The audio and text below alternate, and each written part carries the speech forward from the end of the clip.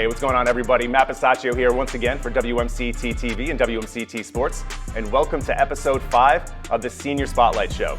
Episode 4 featured the senior captains of the Aspen Valley girls basketball team, and today, before their senior night game against Worcester Tech, we are lucky enough to be joined by the seniors of the AMSA basketball team. Guys, thank you so much for being here. Thank you for having us. Of course.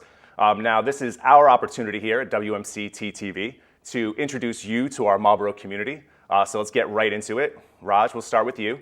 You're from Grafton. Can you just talk to me a little bit about growing up in Grafton and a little bit about your family? Yeah, so I went to Grafton schools until 5th grade. Came to AMSA 6th grade. I didn't really know anybody at AMSA. I was the only kid from Grafton, so it was like a little hard to make friends at first, but you know, it's a good environment here, so got along with people really well. And then my family, so I have one older brother, my mom and my dad. And my mom really motivates me to work hard every day, and my brother keeps me in check with my school and grades. Cool. How much older is your brother than you? He's 6.5 years older. 6.5. Wow, that's quite the age gap. Yeah. I'm the youngest of 3. My oldest brother's about 5.5, 6 years older than me. And it's quite the difference. I mean, when you're in 6th, 7th grade, when he's in 6th, 7th grade, you're in 1st grade. Yeah, exactly. He's already graduated high school by the time you get to 6th grade. So I'm sure he brings a lot of advice to the table and different things like that. That's Definitely. cool. But good relationship? Yeah, very good relationship. That's awesome, man. Good for you. In AMSA, we all know it as an incredibly great academic school. For you, do you have any plans to further your education? Yeah, so I don't know where I'm going just yet, but I'm planning on majoring in business. So probably finance or marketing. Nice. One of those two. Yeah, what made you get into that? I think I've just had that business mindset since I was a young kid. Yeah. And I just want to be rich. That's fair enough. Simple. And you got the look kind of going right now. It's very cool. Well, good for you. Lucas, now we'll go with you. You're from Hudson now, right? Can you just tell me a little bit about what it's like being a kid growing up in Hudson and a little bit about your family? Growing up in Hudson, always had a group of friends who were always athletic, so I feel like my younger years have always been playing sports, growing up doing that, and then coming to AMSA, it was kind of different from Sreeraj. There's a lot of kids from Hudson, so it was a good group, and I think competing against kids from Hudson on AMSA teams against former friends, I think it's always pushed me, so I think it's been a natural rivalry you get to have with some of those kids from back home, right? Exactly. Cool. What about your family? I have a sister, and she's currently attending the University of South Carolina, majoring in nursing. Gamecocks go? Gamecocks, yeah. All right, very cool, very cool. Now, you're a 3-sport athlete, right? Mm-hmm. You play football, basketball, obviously, and then baseball, too. What would you say would be your favorite out of the 3? I'd have to say football. Football? Just because, I don't know, just the intent, the games, there's nothing like it before a football game, I feel and just the intensity. Yeah. But, basketball's a close second. I bet. But being a defensive end, there must be no better thrill than you beat that tackle, clear line to the quarterback, crush him, right? Blindsider, yeah. Very cool, very cool.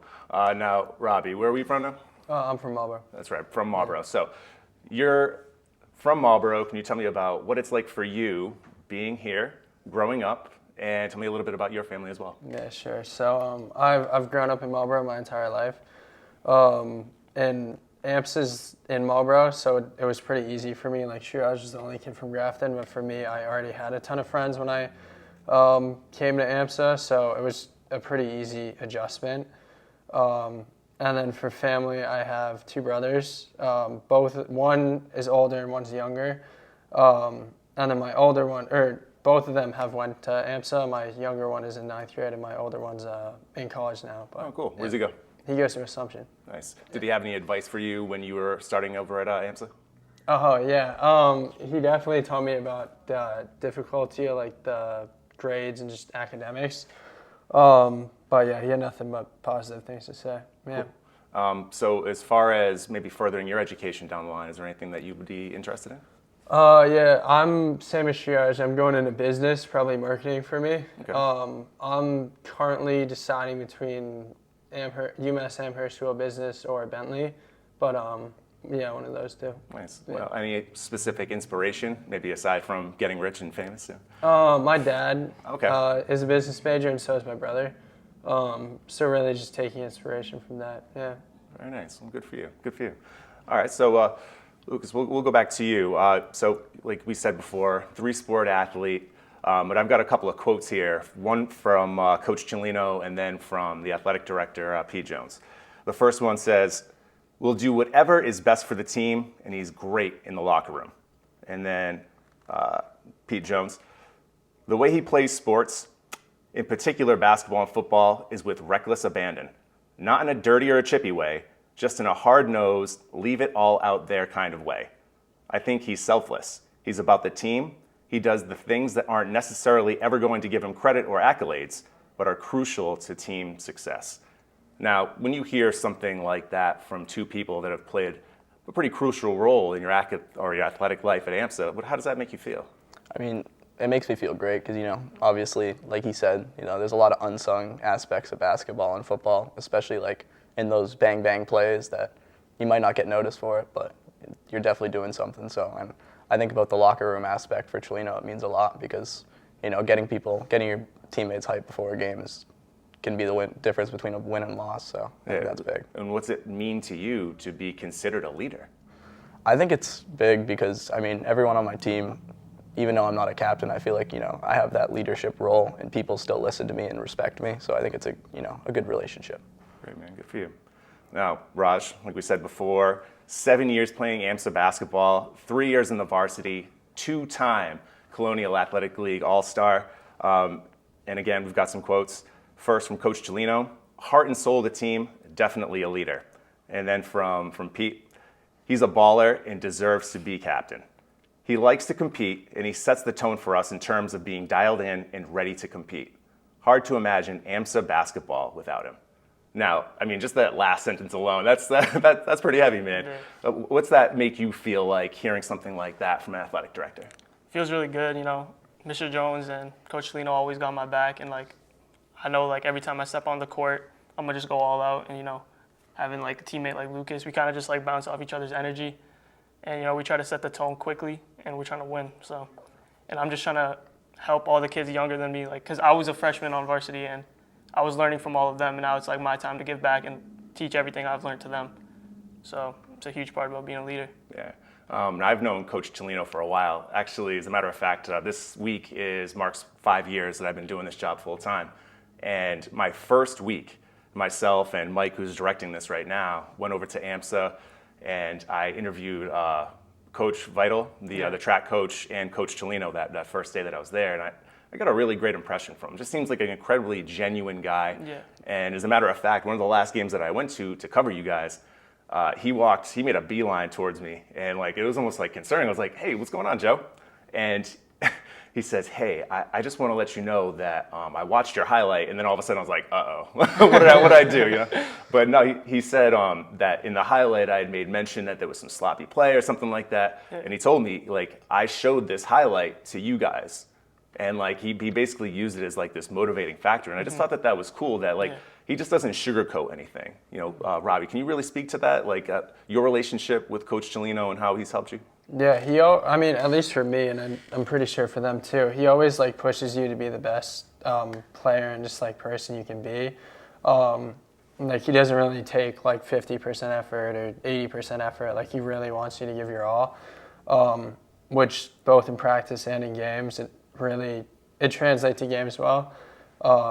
Just because it inspires us and it pushes us to be better. Yeah, that's great. Now sticking with you. Now, you've been at AMSA since which grade? 6th grade. You've been there for 7 years as well, right? Mm-hmm. So you played the middle school team, you played on the junior varsity team, and now this is your first year playing varsity, correct? Yeah. So last year, you get cut, and I don't mean that in any type of demeaning way whatsoever. It's difficult to make teams in high school. Yeah. Speaking as somebody like me, I made teams, but then I didn't get playing time, and I quit. So to hear about somebody like you, who didn't make the team, but didn't hang his head, and you just kept fighting and trying to get better to the point where you achieved a goal, is pretty incredible. And I think that these other quotes that I have here basically say just that. So Coach Cellino said, "The word I'd use to describe Robbie is resilient. He worked hard over the summer, and he's become a very good role player for us."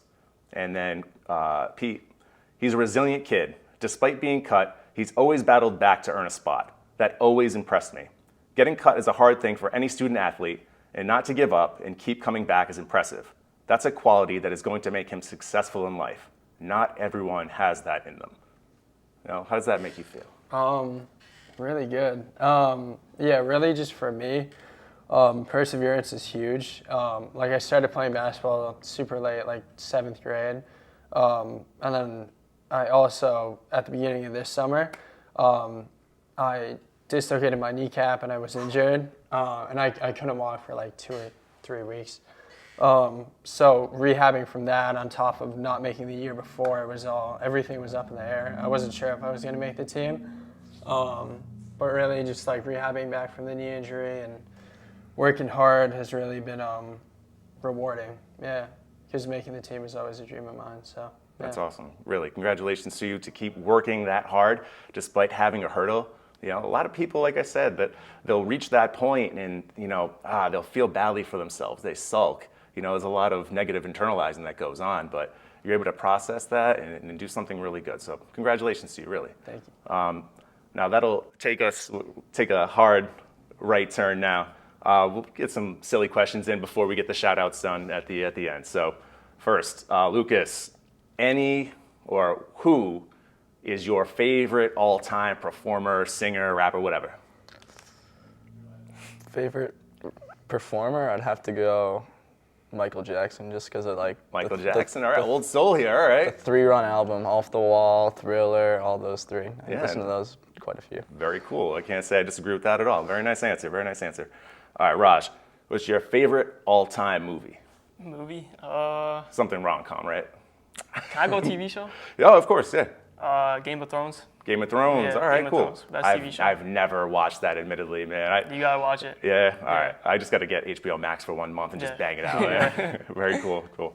And Robbie, if you had to pick one, it's a controversial topic right now. If you had to pick one, though, cats or dogs, and why? Dogs by far. Dogs. Okay. I have 2 dogs actually, and what are their names, and what kind are they? First of all, I got my first dog when I was in 4th grade. All right, His name is Snowball. That's fine. And then my other dog, her name is Emma. Okay. And they both have a niece. Okay, nice. Very nice. Good for you. All right. I mean, I got 2 cats at home, so with my wife at home maybe watching, I love our cats. Wouldn't trade it for anything. All right, so now we had that little light moment, but now it's going to be a little bit more serious, I guess, if you choose to take it down that road. This is the opportunity or the point in the interview where I like to give each one of you an opportunity to look into the camera right over here and just give a shout out to anybody that's really helped you throughout your life, whether it be academically, athletically, like whatever the case may be. So, Robbie, we'll start with you. Like, who would you like to thank the most? So I would like to thank God. Pretty self-explanatory. And then I would like to thank my brothers for always pushing me. We started basketball at the same time. And yeah, they really just pushed me to be a better player and just have always been there for me. Thank my parents, and then also thank my grandmother, because she's like almost 80 and she's still coming out to pretty much every basketball game I got, even if it's an away game. Really? Like the other day, she came out to Auburn, which is like almost 45 minutes away. And that means the world to me. That's special. Yeah. Really. Yeah. Good for you. Lucas, how about you? I think I just want to like shout out my parents. I mean, throughout everything, they try to make it to every game, and they almost get to every single one. It's just incredible. And then I also just want to thank like all the past players that have taught me everything I know. I mean, especially football, basketball, baseball, learning for all those guys on varsity. It's just been amazing. And then I just want to thank Mr. Jones. I mean, the opportunities and how he's grown our programs over time, it's night and day from when I started. Great, good. Raj, how about you? I'd like to thank out my mom first, because she's taught me everything about hard work and how to be selfless. Just give it your all at everything. And then next, I would like to thank out my neighbor, Mr. Dunlap. He really taught me the game of basketball, and I learned how to work hard from him as well. And then just all my friends, basically, pushing me every day to get better. Guys, thank you so much for being here. I know that you got practice to run off to in a couple of minutes. You guys are getting ready for your senior night game tomorrow against Worcester Tech. Good luck. I hope that's an incredibly special moment that you get to share with your families. It seems as though they're all very meaningful to you. All right. Well, that pretty much does it here for this episode of the Senior Spotlight Show. If you have the opportunity to do so, you haven't seen any past episodes, make sure you go to our website, our Facebook page, our Twitter page. We post all of our stuff there. And if you spend a lot of time in the car like me, hours a day, and you can't watch and you'd rather listen, you can find all these episodes on Spotify, Amazon Music, or Apple Tunes. So that does it, except for one thing. It's Valentine's Day, but more importantly to me, it's my mother Barbara's birthday. Mom, I love you so much. I'll see you soon. See you next time.